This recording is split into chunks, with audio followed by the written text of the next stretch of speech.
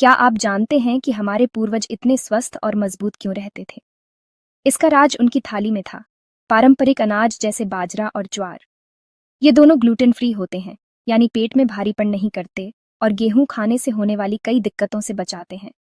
बाजरा और ज्वार में भरपूर फाइबर, आयरन, कैल्शियम और मिनरल्स पाए जाते हैं, जो पाचन को बेहतर करते हैं, हड्डियों को मजबूत बनाते हैं और आपकी इम्यूनिटी को बूस्ट करते हैं।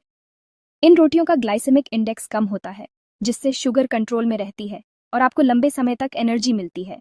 अगर इन रोटियों को पुदीने की चटनी, बैंगन का भरता, माइक्रोग्रीन सलाद और थोड़ा देसी घी के साथ खाया जाए, तो ये न सिर्फ स्वादिष्ट बल्कि एक बैलेंस्ड डाइट बन जाती है।